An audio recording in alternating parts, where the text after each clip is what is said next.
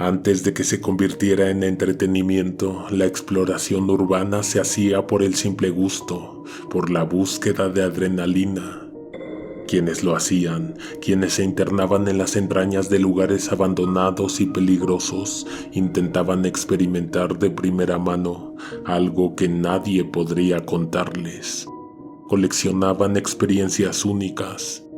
En aquel entonces, pocos exploradores urbanos se podían permitir cargar con una cámara de video, y las fotos que llegaban a tomar no le hacían justicia a lo que veían con sus propios ojos.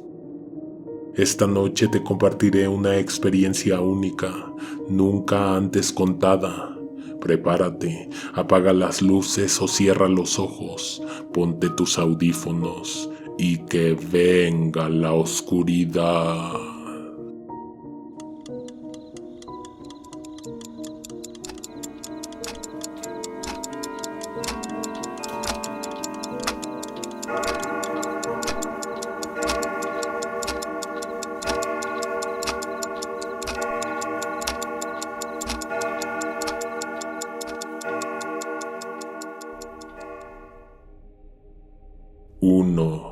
Bienvenida a casa. Siempre fuimos exploradores novatos, lo hacíamos por pura diversión por ahí de los años 2000. Los viernes salíamos de la universidad al mediodía, éramos 4 estudiantes de ingeniería que nos conocimos en la preparatoria. Al principio solo llevábamos lámparas, nada más, pero con el tiempo conseguimos una pinza para cortar candados y cadenas, una cámara fotográfica de rollo y una barreta para forzar las entradas. Las vistas eran increíbles, los hallazgos también. En general, los únicos sustos que nos llevábamos eran ocasionados por objetos que dejábamos mal colocados o gracias al viento azotando las puertas. Otras veces se trataba del guardia que aparecía en algún lado pidiendo que abandonáramos el sitio. Esos dilemas siempre se resolvían con un billete de a 50. Nuestras búsquedas nunca estuvieron relacionadas con lo paranormal.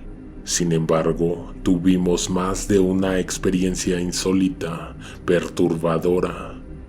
Precisamente ocurría cuando visitábamos esos sitios que tu misma intuición te dice que son prohibidos. La primera experiencia ocurrió mientras eran vacaciones. Se había terminado el semestre y a los muchachos solo los veía de vez en cuando. Una tarde de julio nos pusimos de acuerdo para vernos en la última estación del metro de la línea verde. Hugo traía el equipo de todos en una mochila. Era él quien había conseguido la información de un lugar abandonado a las afueras, pasando Tecámac. Abordamos una combi que tomó toda la México-Pachuca. Para unos, el camino se veía conocido, pero para mí era totalmente nuevo. Jamás había salido de la ciudad en esa dirección. Quien nos estaba guiando vivía muy cerca de ahí. Nos ofreció su casa para pasar la noche después de la exploración. El transporte nos dejó en una parada muy lejos del puente peatonal. Tuvimos que cruzarlo e internarnos en una colonia con calles reducidas. 10 o 2 calles adentro estaba la casa de Rafael. Dejamos nuestras cosas y a las 6 de la tarde salimos de vuelta a la avenida principal.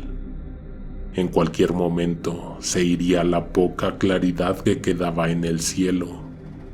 Tomamos un camión que, 15 minutos después, nos dejó a un par de kilómetros del sitio a explorar. Caminamos todavía un largo trecho para poder llegar. «Es aquí», dijo Rafael, mientras señalaba hacia la derruida fachada de un crematorio. Era un predio enorme. No solo dentro del mismo sitio se encontraba un crematorio, sino que además había oficinas, un pequeño edificio, un estacionamiento muy grande y salas, bastantes salas de conferencias. Para cualquier amante de la exploración urbana, eso era un sueño hecho realidad. Por lo que se veía, el lugar no tenía tanto tiempo abandonado, a lo mucho medio año. Era fácil saberlo por el nivel de destrucción que se veía en sus estructuras. No éramos los únicos que entrábamos a esos sitios sin permiso. También había quienes llegaban a saquear, a utilizar la privacidad del lugar para hacer algo a escondidas, o en el caso de las personas indigentes, un techo donde pasar la noche. Probablemente esté de más que te explique esto, pero en los lugares abandonados, aunque sean edificios cerrados, no hay electricidad. No tendría por qué haberla. Sin embargo, esa noche, tan pronto saltamos las puertas del estacionamiento, vimos a lo lejos que una luz dentro de una oficina se encendió. Tendría sentido si piensas que hay una persona resguardando las instalaciones. En lugar de escapar de él, lo mejor sería pedir permiso para echar un vistazo, para explorar el abandonado lugar. Caminamos hacia el fondo del estacionamiento, pero pasos antes de llegar al módulo, la luz se apagó. Levantamos nuestras linternas y vimos que se trataba de un taller. No quedaban herramientas ni mobiliario, pero por las manchas de aceite en el suelo se podía deducir. Ahí no había nadie. Ese fue el primer sitio que revisamos. Y por cierto, no había energía eléctrica, ni siquiera foco en el techo. Nos pareció bastante extraño, pero de alguna manera le estaba dando un poco de misterio a la visita. En ese momento, a mí me pareció emocionante. Por lo que mostraban nuestras lámparas en las paredes, parecía que éramos de los primeros visitantes de esas desérticas y lúgubres instalaciones. La costumbre para muchos es dejar un mensaje, marcar el territorio con pintura en aerosol, dejando saber quién y cuándo estuvo en ese sitio. Un poco más adelante encontramos escaleras. Una amplia escalinata descendía unos cuantos metros por debajo de la superficie. Se trataba de un depósito. Quedaban pocos estantes y archiveros, ninguno en el sitio que tuvieron cuando funcionaba este lugar. En ese momento todavía estábamos lejos de la atracción principal, del crematorio. Hugo apuntó con su linterna a una de las paredes laterales. Esta apareció casi intacta, salvo por una pinta que ocupaba un par de metros a lo largo. Bienvenida a casa, decía. No es nada raro encontrar estas pintas. La gente se pone creativa cuando está en lugares como este. Hugo dirigió el objetivo de su cámara hacia la pared y tomó una foto.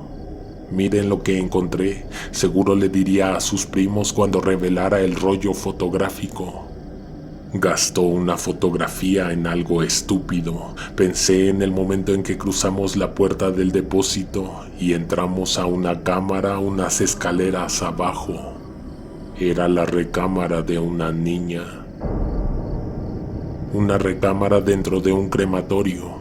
Eso nunca lo habíamos visto y nunca lo volvimos a ver.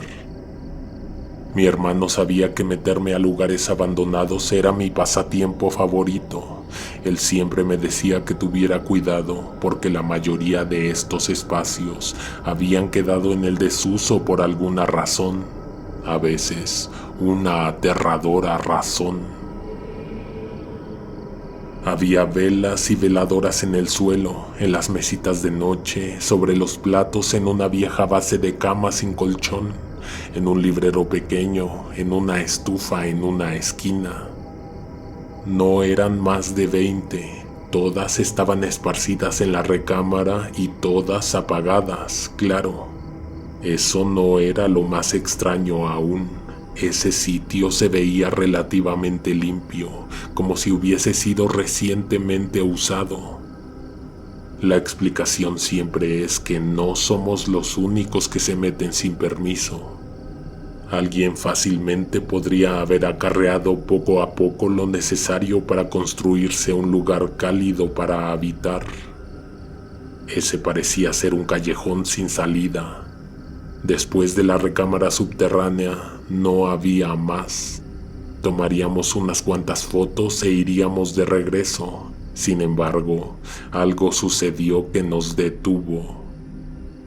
Una ráfaga de aire frío pasó entre nosotros y por encima de nuestras cabezas sentimos que algo pasó flotando. Apuntamos en todas direcciones hasta que las luces de nuestras lámparas solo mostraron el último movimiento, el momento exacto en que un oso de peluche, tirado entre la basura del depósito anterior, fue colocado por una mano invisible sobre la base de la cama, donde debería haber un colchón. Salimos caminando con paso rápido, asustados, pero intentando no mostrar temor, porque lo que al menos yo no me atrevía a decir era que ya no quería estar ahí. Bajo el curioso letrero pintado en la pared, al pasar por el depósito en dirección a la salida, vimos una vela encendida. Su luz era tan tenue que no iluminaba casi nada. Subimos más escaleras y volvimos a la superficie. Ese sitio tenía una entrada principal y otras secundarias alrededor del edificio. Todas estaban cerradas, candados y cadenas abrazando las barras de las puertas. Pero en su parte posterior, aquel edificio tenía un par de portones abiertos. Ninguna barrera ni protección. Parecía una extraña invitación a explorar el frío y oscuro interior. Habíamos dejado atrás el sótano y en ese momento nos encontrábamos al aire libre, casi al final del estacionamiento. Tuvimos que discutir la posibilidad de abandonar de inmediato ese predio.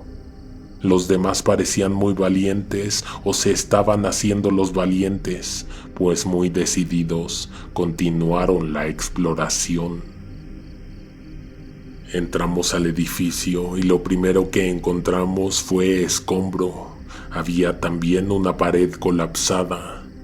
Adelante, una barricada de sillas de metal con las patas dobladas impedía el paso a una cafetería donde las ventanas tenían todos los cristales rotos. Había cajas de madera, ataúdes recargados en las esquinas. Eran 3 o 4, todos estaban cerrados. Ese sitio parecía un auditorio. Poco quedaba de la decoración en las paredes, pero todo indicaba que ahí se oficiaba algún tipo de misa. Pensé en lo extraño que resultaba que los saqueadores se hubieran llevado todo, pero dejaran los féretros. Si te lo pudieras llevar, ¿dónde guardarías algo así? ¿Para qué te serviría en vida? El crematorio tendría que estar en la planta baja, solo que ya no vimos más puertas. Caminamos hacia lo que parecía ser la recepción. Ahí nos detuvimos un momento para buscar escaleras en caso de que las hubiera en esa parte. Entonces lo escuchamos. Se trataba de un par de pasos que bajaban escalones. Por un instante se apagaron las luces de las 4 lámparas. La reacción inmediata era golpear el mango de las linternas esperando que esto súbitamente lo resolviera. No obstante, las luces se volvieron a encender hasta que quien fuese que estuviera bajando las escaleras llegó a la planta baja. En silencio nos acercamos a las ventanas, donde la escasa luz de la luna se colaba al interior. No apareció nadie cuando las linternas iluminaron el sitio y nos quedamos estupefactos. Lo que sí vimos fue que ahora era evidente que una de las puertas a nuestra izquierda estaba abierta. Esa era la entrada al crematorio.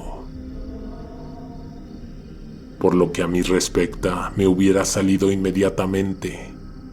Rafael no dejaba de decir que seguro había sido un indigente que bajó a ver quién había entrado. Acabamos entrando al crematorio, una pieza bastante amplia hacia el techo. Las paredes eran tan altas que las pintas y los grafitis no llegaban hasta lo más alto.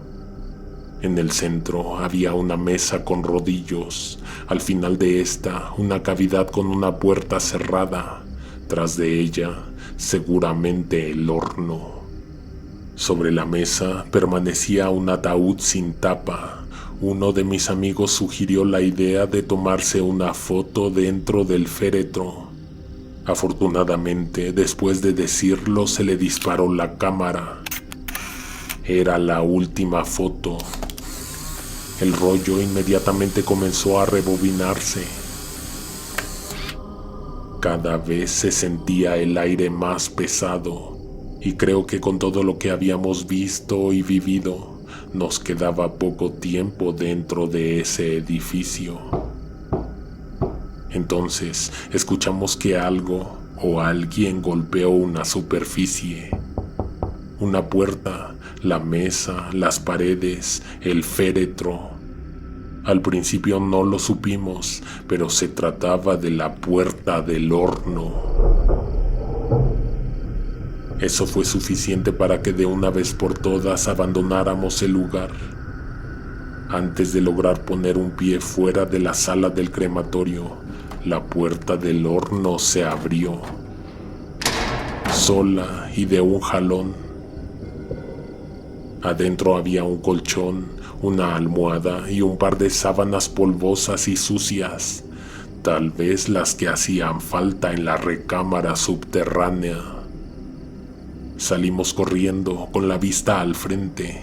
Rafael, el último en abandonar el edificio, dijo que él incluso observó que uno de los ataúdes recargados en la pared ya no estaba cerrado.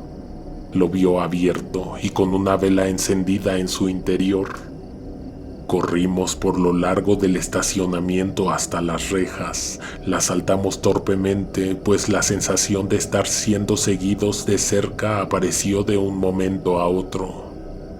Antes de echarnos a andar por lo largo de la calle, le dimos un último vistazo al sitio, a la horrible fachada y al estacionamiento vacío. En el taller se volvió a encender la luz. Antes de la medianoche ya estábamos de vuelta en casa de Rafael.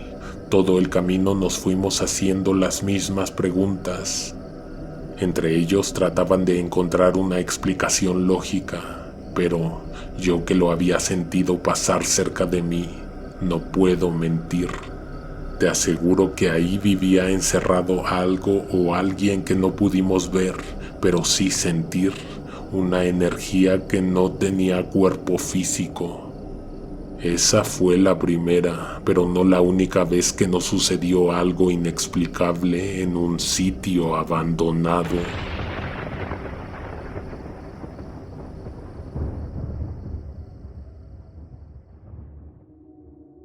Dos. No respires, me espantas. No fuimos tan lejos en esta ocasión. Saliendo de la ciudad, pero por el oriente, rumbo a Texcoco, nos dijeron de una escuela abandonada. Esa vez llegamos en un coche que le habían prestado a Gerardo. La dirección más o menos la teníamos grabada en la mente. Dejamos el vehículo en la parte trasera de la escuela. Se trataba de una primaria con un jardín de niños anexo. Las bardas estaban reforzadas con alambres de púas, pero no eran altas. Era fácil burlar el sistema de seguridad utilizando pinzas para cortarlo.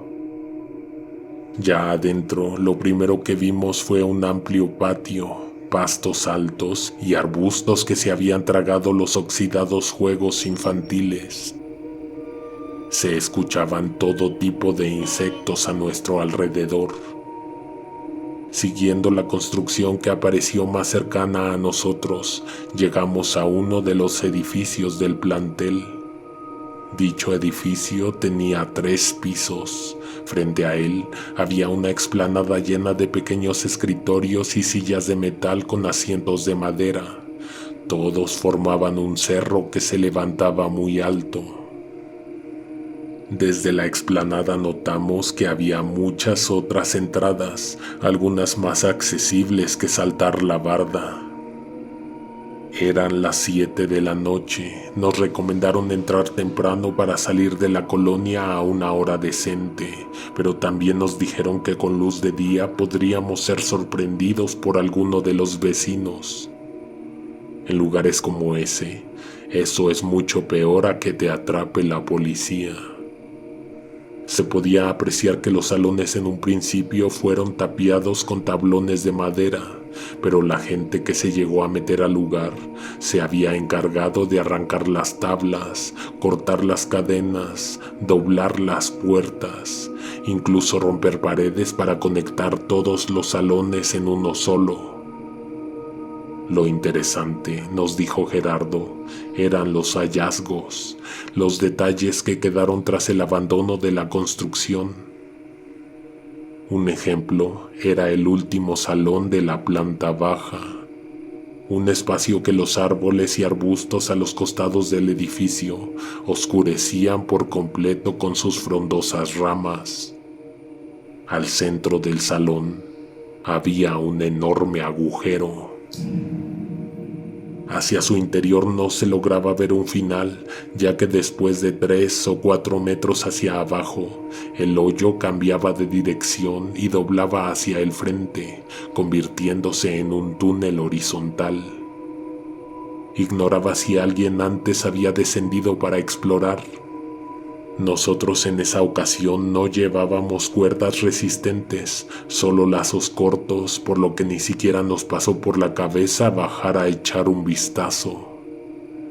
Tomamos unas cuantas fotos y volvimos de inmediato a la explanada del colegio, cruzando todos los salones y poniendo un pie tras el otro con cuidado entre el montón de escombros y basura.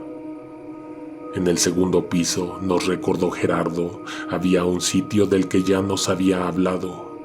Se suponía que en una parte del edificio había una zona donde se sentía mucho más frío y donde varios aseguraban haber escuchado una respiración que no pertenecía a ninguno de los presentes.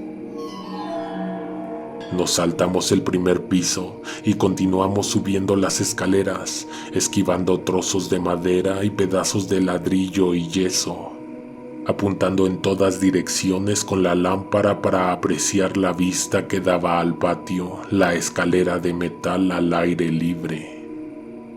Caminamos por un pasillo descubierto, nos asomamos en donde se podía a los salones que no tenían las ventanas cubiertas con pedazos de madera o en donde ya habían sido arrancados. Iríamos caminando hasta el final del corredor. Ahí, en la pared había una pinta que decía: "No respires, me espantas". Seguramente iba relacionado a lo que se hablaba de ese sitio.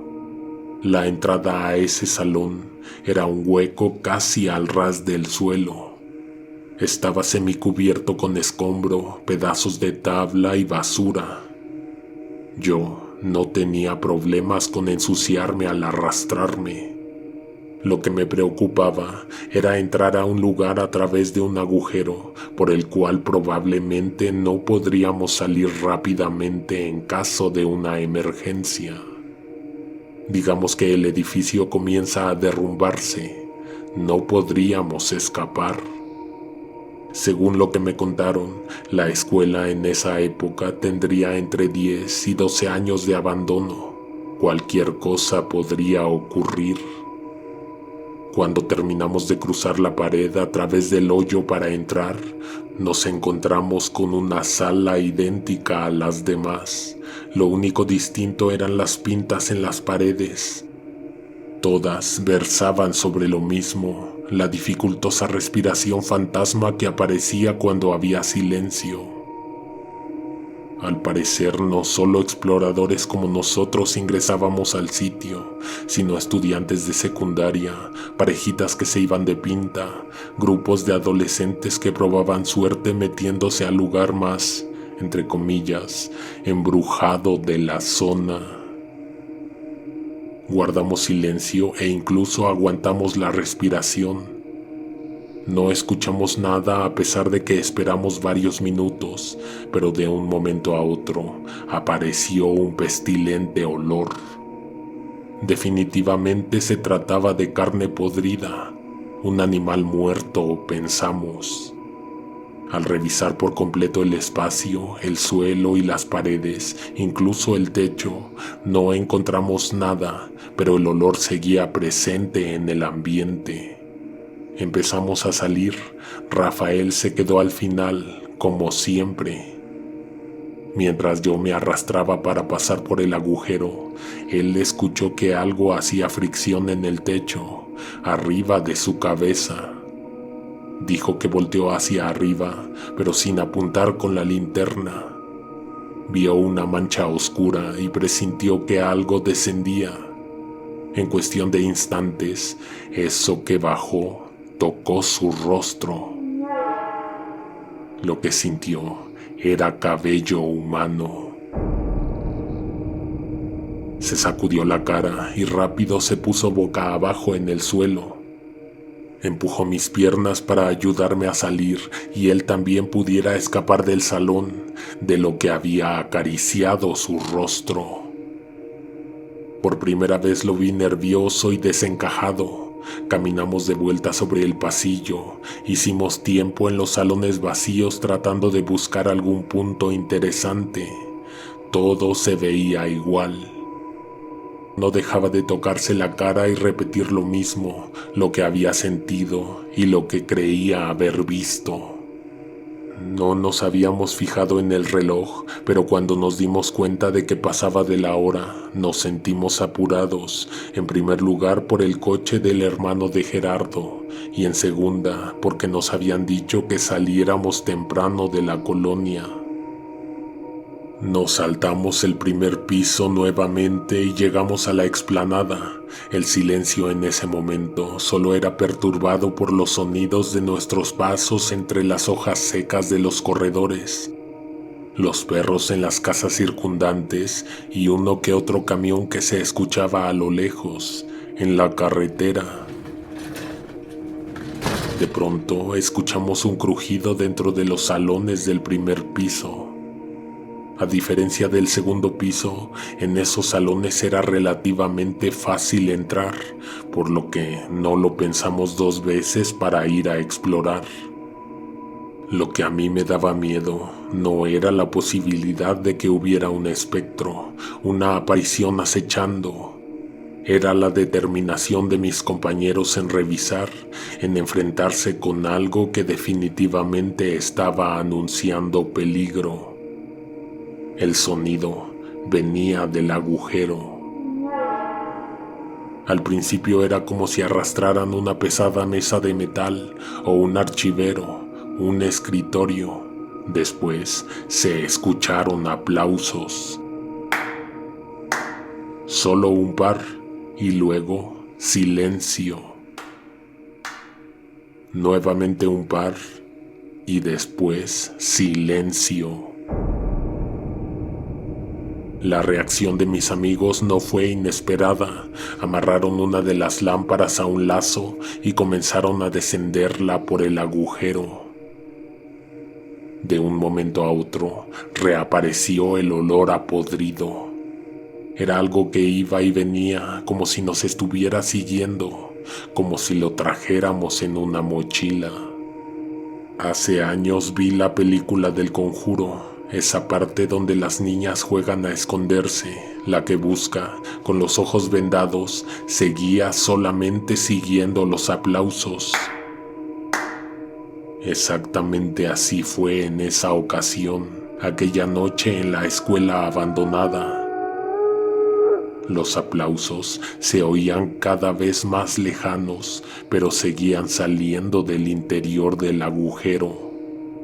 Cuando la lámpara tocó la tierra, nos dejó ver un poco más del hoyo que, recuerdo, bastante amplio. En un inesperado momento, una mano se estiró desde la oscuridad y tomó la lámpara, la jaló con todo y lazo. La súbita sorpresa casi hizo caer a mi amigo al vacío. Salimos de inmediato, perseguidos por el olor a podredumbre. Llegamos a la explanada en el momento exacto en que la luna hacía brillar el cerro de sillas y escritorios. Nuestro chance de explorar el sitio había llegado al final. Por la hora más que nada, ni siquiera porque era la segunda vez que algo nos dejaba entrever que no deberíamos estar ahí. El olor era tan insoportable que en un momento revisamos nuestros zapatos y nuestras mochilas para descartar el hecho de que uno de nosotros se hubiera embarrado de algo en estado de descomposición. Entonces, Rafael apuntó hacia el jardín de niños, una construcción solamente en la planta baja que albergaba 3 salones y un par de baños y lavabos. Lo vimos concentrado mirando hacia donde alumbraba su linterna. «Hay alguien», dijo casi susurrando. «Ahí hay alguien», repitió un poco más fuerte. Acto seguido, caminó hacia uno de los salones, específicamente en dirección del que tenía la puerta arrancada. Efectivamente, había alguien al interior. Cautelosamente y anunciándonos, encontramos a una mujer sentada frente al escritorio. Ella jamás volteó mientras nos acercábamos. Lentamente llegamos hasta la entrada. Ahí nos dimos cuenta que además, frente al escritorio, también había una niña, sentada en su propio pupitre. No supe si se estaban mirando, pero no respondían a los estímulos del exterior. No fue sino hasta que pusimos atención en esas figuras que nos dimos cuenta que eran de madera. ¿Cómo algo así habría sobrevivido tanto tiempo intacto?, nos preguntamos. El olor a carne podrida volvió. Claramente había permanecido en la explanada, pero luego nos siguió hasta el salón donde estaban las figuras de madera. En ese sitio sentí más frío y percibí que había más silencio que en otras partes del plantel, mucho más de lo que se decía del salón del segundo piso. Fue entonces que oímos la respiración por primera vez en la noche. Una dificultosa respiración que iba y venía, que se alejaba por momentos, pero luego se hacía presente nuevamente. Coincidía totalmente con el frío y el pestilente olor, pero solo hasta ese momento lo conectamos en una idea. En un instante dejamos de movernos. En lo personal, yo estaba casi paralizado del miedo. Los demás se quedaron inmóviles para trazar por medio del olfato y el oído el movimiento de aquello que no podíamos ver. Todas las lámparas apuntaban hacia distintos puntos. Las mantuvimos fijas, las columnas de luz hacían resplandecer el polvo que flotaba a nuestro alrededor. Esas finas nubes de polvo que levantaron nuestros pasos, nuestra presencia en ese salón, de pronto se perturbaban con la silueta invisible de algo que, por momentos, se acercaba demasiado a nosotros. Al volver a mirar a las figuras de madera iluminadas con nuestras linternas, las encontramos mirando en nuestra dirección. Sí, sin que nos diéramos cuenta, habían girado la cabeza. Maestra y alumna, con sus rostros vacíos y lisos, nos miraban, proyectaban su atención en nosotros, y eso era más escalofriante que tener dos pares de ojos vigilándonos fijamente. Les dimos la espalda a las muñecas y salimos del salón, sin decirlo, sin abrir la boca, pero todos en el mismo entendido de que deberíamos salir inmediatamente de la escuela. Atrás de nosotros sonaron un par de aplausos y luego silencio. Nos echamos a correr hacia un bote de basura recargado en una pared que Hugo identificó como una posible ruta de salida. Había que saltarle encima y luego deslizarse por un hueco entre dos paredes, 5 o 6 pasos caminando de lado hasta un agujero que daba a la calle. El hueco estaba tapado por el follaje de un árbol en la banqueta. Salimos a la parte de enfrente de la escuela. Para encontrar el coche tuvimos que caminar hasta la esquina de la calle, girar a la derecha y en la otra esquina volver a dar vuelta a la derecha. Encontramos el coche tal y como lo habíamos dejado. Solo quedó un detalle. Al abordar desde el asiento del copiloto, claramente vi a una persona asomada desde el pasillo descubierto en el segundo piso. Sus facciones no eran visibles, solo su silueta, como si solo se tratara de una sombra con forma humana. Años después quisimos regresar con una videocámara, pero la escuela ya había sido demolida. Los rumores venían variados y de todos lados. En su mayoría se decía que la estructura de uno de sus edificios estaba dañada. Se le había formado un agujero en su interior y estaba dañando el plantel, cosa que sí pudimos comprobar. Nadie mencionaba el hecho de que ahí espantaban, de que en sus aulas había toda clase de energías, pero nosotros tuvimos la desgracia de percibirlas casi con todos los sentidos.